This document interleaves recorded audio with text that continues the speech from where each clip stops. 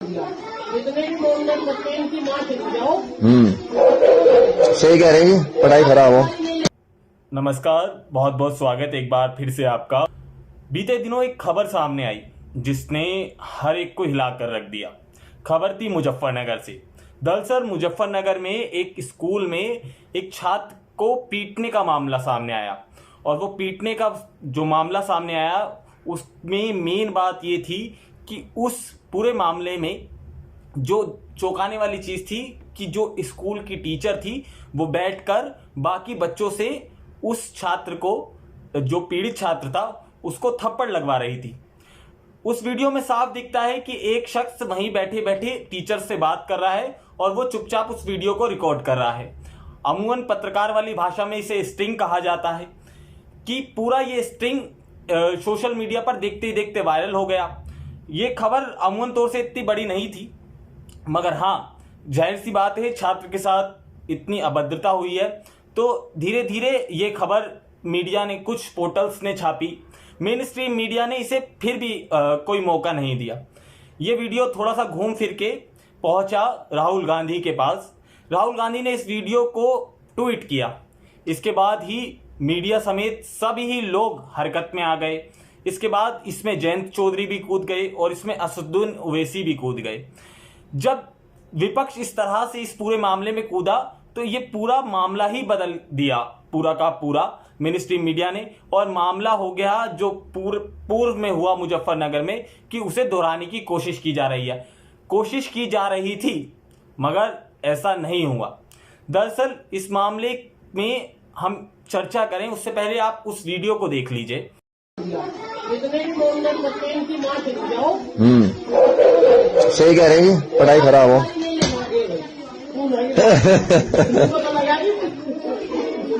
क्या तुम मार रहे हो इसके? मारो ना। चलो और किसका नंबर है? चोरे तू भी खड़ा हो रहे बाहर कोई नहीं लगा। चलो अब कमर कमर में मारो। ये तो कमर कमर आया।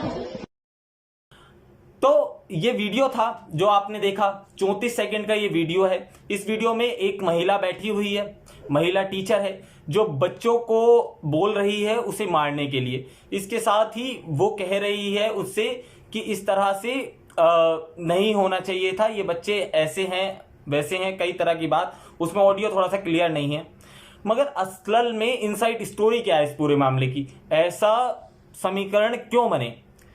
सबसे पहले तो जो अंदर की खबरें हैं, जो वहाँ के लोकल लोग बताते हैं या जिनसे बात हुई उन्होंने बताया, ये जो बच्चा था ये थोड़ा सा बदमाशी प्रवृत्ति का, बदमाशी क्या, जैसे बचपन में अक्सर हम नादानियाँ करते हैं या फिर इस तरह की मतलब जो हमारी प्रवृत्ति हो जाती है, जो हमारी संगत हो जाती है, उस तरह से सो कॉल्ड गाँव के लोग थोड़ा सा, मतलब बच्चे पढ़ते नहीं है, लिखते नहीं है, तो उन्हें आमून तौर से बदमाशी कहा जाता है। जैसे हम अपने बच्चों को कह देते हैं बदमाशी करता है, जो शरारतें करते हैं, वो शरारती बच्चों में उस तरह की चीजें थी उस बच्चे के अंदर।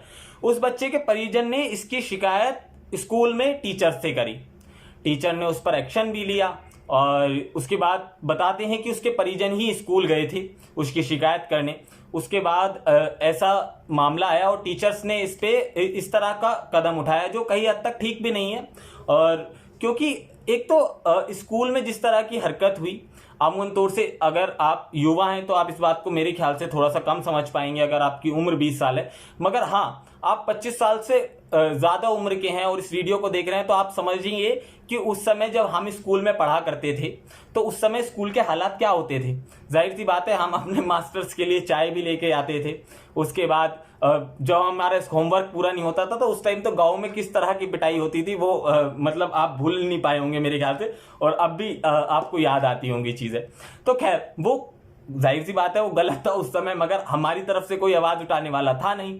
हमारे माँ बाप तो हमें कहते थे और टीचर्स को भी कहते थे कि इस बच्चे को कामयाब बनाने के लिए जो कुछ करना पड़े करना पड़ेगा। तो ये सारे समीकरण थे उस वक्त के, मगर अब हालात बदल गए हैं। जाहिर सी बात है हम स्कूल में किसी बच्चों को, छात्रों को झाड़ू लगाते हुए देखते हैं तो वो वीडियो वायरल हो जाता है।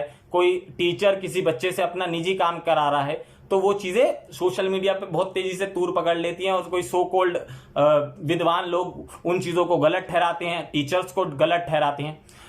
तो ये सब एक पहलू है। मगर अब थोड़ा सा मुजफ्फरनगर पे आते हैं। मुजफ्फरनगर में जो ये पूरी वारदात हुई, जो मैंने बताया कि परिजन आए थे, उसके बाद एक उसी पीड़ित बच्चे का जो ताऊ का लड़का है उसका नाम है नदीम। उस नदीम ने इस पूरे वीडियो को रिकॉर्ड किया। ऐसा कहा जाता है सूत्रों के हवाले से कि उस नदीम ने ही इस वीडियो को रिकॉर्ड किया था। तो जब उसने इस वीडियो को रिकॉर्ड करा और ये वीडियो सामने आया तो इसको सोशल मीडिया पे डालना शुरू किया। सोशल मीडिया पे धीरे धीरे ये वीडियो लोगों के हाथ लगना शुरू हुआ और वहीं से पॉलिटिकल आदमियों के, पॉलिटिकल लोगों के हाथों लग गया। उसके बाद ये बहुत ही जबरदस्त कंटेंट था पॉलिटिकल लोगों के लिए, विपक्ष के लिए। विपक्ष ने तुरंत इसमें चिंगारी का काम किया। जैसा आपको पता ही है, जाहिर सी बात है, जब इतने बड़े बड़े पॉलिटिकल लोग इस तरह के ट्वीट करते हैं, मामला गलत था।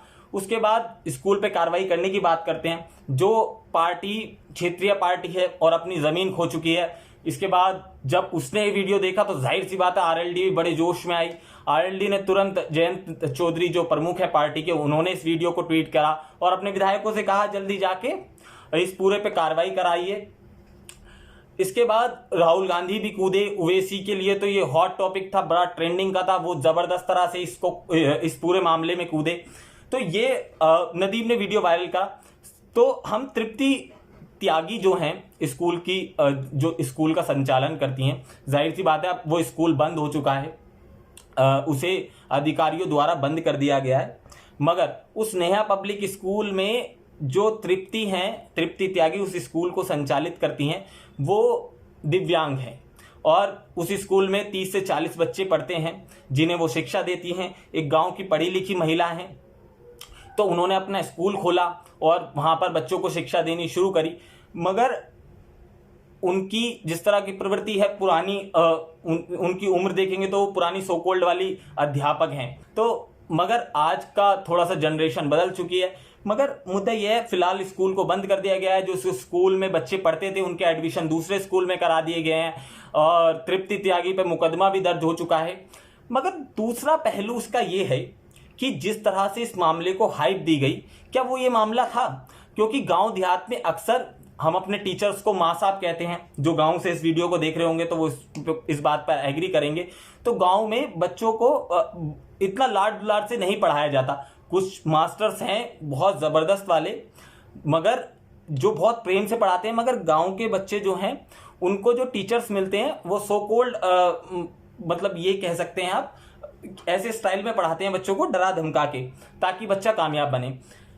ये एक पहलू हो गया। तो तृप्ति भी त्यागी भी उसी किस्म की टीचर हैं और वो भी अपने बच्चों को कामयाब बनाना चाहती हैं। मगर ये वीडियो को किसी भी तरह से सही साबित नहीं किया जा सकता आज के दौर में। ये ठीक है, वरना पहले टाइम पे तो माँ बाप खुद कहते थे अध्यापकों से कि हमारा बच्चा कामयाब होना चाहिए, उसके लिए आपको जो कुछ करना पड़े उसके लिए। क्योंकि जब बच्चों की, माँ बापों की बातें बच्चे नहीं सुनते थे तो उन्हें टीचर्स का ही डर दिखाया जाता था। मगर इसके बाद एक मामला सामने आया कठुआ से। जम्मू के कठुआ से एक स्कूल में एक बच्चे ने जय श्री राम ब्लैक बोर्ड पे लिख दिया। उसने जैसे ब्लैक बोर्ड पे लिखा तो जो टीचर था उसने उसे बड़ी बेरहमी से मारा। उसके बाद वो बच्चा अस्पताल में एडमिट हो गया। मगर उस खबर को आपने सोशल मीडिया पर नहीं देखा होगा, देखा भी होगा तो गिने चुने लोगों ने उस खबर को चलाया। वो खबर जाहिर सी बात है इतनी बड़ी खबर नहीं थी, क्योंकि वो बच्चा हॉस्पिटल में एडमिट हो गया था और यहाँ पर मुजफ्फरनगर एक हॉट टॉपिक था। मुजफ्फरनगर का एक अपना इतिहास रहा है, तो यहाँ पर पॉलिटिकल कुछ लोगों को बड़े बेनिफिट्स लग रहे थे। इसमें भी मुजफ्फरनगर में भी दो तबके तैयार कर दिए हैं इस खबर के बाद। एक तबका ये है जो तृप्ति त्यागी का समर्थन कर रहा है और दूसरा उसके विरोध में है। मगर जो पीड़ित के परिजन हैं उन्होंने, उनकी माने तो उन्होंने ये कहा कि हाँ हमने अपने बच्चे का वहां से नाम कटवा लिया और वो फीस वापस ले ली। अब ये समझने की कोशिश करिए वो फीस कितनी ही होगी। एक गांव छोटा सा, मुजफ्फरनगर का एक जिला, उसमें एक छोटा सा गांव, उसमें जाहिर सी बात है इतनी लंबी चौड़ी दिल्ली एनसीआर के मुकाबले वहां के स्कूलों को आप समझ सकते हैं। बेशक उस नेहा पब्लिक स्कूल का नाम हो, और मेरे ख्याल से स्कूल के नाम से उस फीस का भी अंदाजा आप लगा सकते हैं कि वहां कितनी फीस होगी। तो जाहिर सी बात है पहले बात हो रही होगी परिजनों से, वो मामला हल हो गया होगा। मगर जिस तरह का दबाव उन परिजनों पर भी बनाया गया होगा। तो उसके बाद उन्होंने तहरीर देनी पड़ी, उन्होंने तहरीर दी, उस पर कार्रवाई प्रशासन ने करी जिस तरह से प्रशासन आमतौर से करता है। उसके बाद तृप्ति त्यागी के खिलाफ मुकदमा भी दर्ज हो गया। अब कह रहे हैं कि उनकी चीजें बढ़ सकती हैं, उनकी मुश्किलें बढ़ सकती हैं, मगर एनसीआर मुकदमे के तहत उन पर मामला दर्ज हुआ है। 2 धाराएं उन पर लगाई गई हैं, 323 और 504। वो जाहिर सी बात है उनमें जमानत बड़ी, मतलब अगर उस पहलू पे ना जाए तो इतना बड़ा इसे मसला नहीं माना जाता।